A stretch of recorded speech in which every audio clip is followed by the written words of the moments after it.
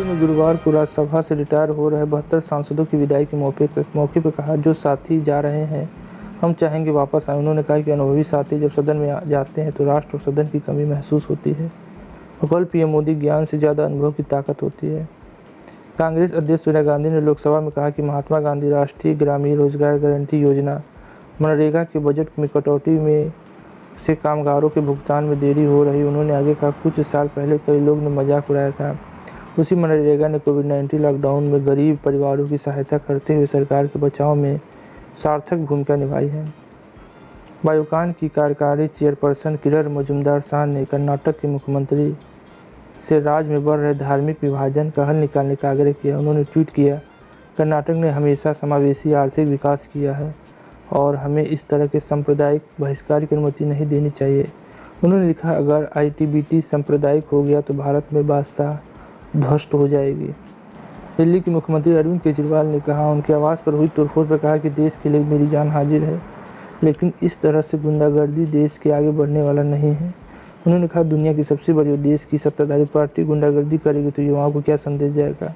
गौरतलब है कि इस मामले में 8 लोगों को गिरफ्तार किया गया है। कांग्रेस नेता राहुल गांधी ने 10 दिन में 9वीं बार पेट्रोल डीजल के दाम बढ़ने पर ट्वीट किया है। भारतीय रुपये में पेट्रोल की दर अफगानिस्तान में 66 रुपये 99 पैसे, पाकिस्तान में 62 रुपये 38, श्रीलंका में 72 रुपये 96, बांग्लादेश में 78 रुपये 53 पैसे, भूटान में 86 रुपये 28 पैसे और नेपाल में 97 रुपये और 5 पैसे और भारत में 101 रुपये 81 पैसे। उन्होंने लिखा, प्रश्न ना पूछो फकीर से, कैमरा पर बांटे ज्ञान, जुमलों से भरा झोला लेकर लूटे हिंदुस्तान। तो इस तरीके से कुछ राहुल गांधी ने ट्वीट किया है।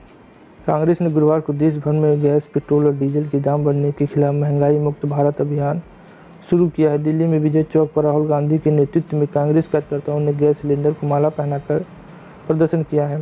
बकौल राहुल, दाम बढ़ने से गरीब परेशान है, सरकार का एजेंडा साफ है, गरीब से पैसा निकाला जाए और 2-3 उद्योगपतियों को दिया जाए।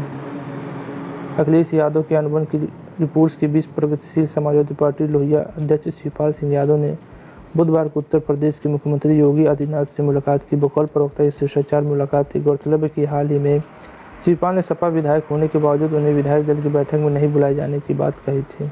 गृह मंत्री अमित शाह ने बुधवार को लोकसभा में कहा, जो लोग कह रहे हैं कि हम दिल्ली हार के डर से चुनाव नहीं करवा रहे हैं, वो खुद डरते। उन्होंने कहा, जीत का इतना विश्वास है तो 6 माह बाद एमसीडी के चुनाव से डर कैसा। बकौल साथ डरना हमारा स्वभाव नहीं है।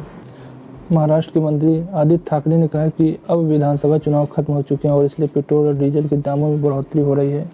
उन्होंने कहा, कीमतों में कमी के लिए हमें अगले चुनाव तक इंतजार करना होगा। गौरतलब है कि पेट्रोल और डीजल की कीमतों को गुरुवार को 10वें दिन में 9वीं बार बढ़ोतरी की गई है। दिल्ली के मुख्यमंत्री अरविंद केजरीवाल के घर पर कथित हमले के बाद उन्हें जान से मारने की कोशिश के आपके आरोपों को बीजेपी सांसद गौतम गंभीर ने विक्टिम कार्ड बताया। उन्होंने केजरीवाल पर तंज कसा, कश्मीर हिंदुओं का अपमान करके बुरी तरह फंस चुका हो। अब एक ही रास्ता है विक्टिम कार्ड। बीजेपी मुझे केजरीवाल जान से मार देना चाहती है। केंद्रीय महिला और बाल विकास मंत्री स्मृति ईरानी ने बुधवार को संसद में बताया कि 2016 से 20 की अवधि में 2530 बाल विवाह दर्ज हुए हैं।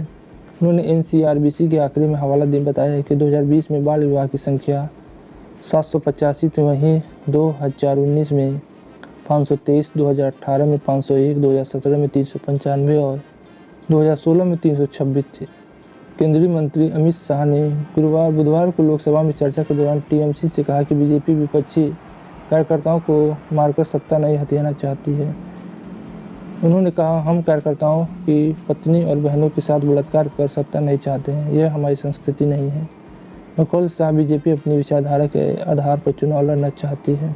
दिल्ली में तीनों नगर निगमों का विलय करने वाला दिल्ली नगर निगम संशोधन 2022 लोकसभा में बुधवार को पारित हो गया है। विधेयक पर बोले गृह मंत्री अमित शाह ने आप द्वारा बीजेपी पर चुनाव से डरने के आरोप को खारिज किया। उन्होंने आप को लेकर कहा, अगर आपको जीत का इतना भरोसा है तो आप तुरंत चुनाव क्यों नहीं चाहते हैं।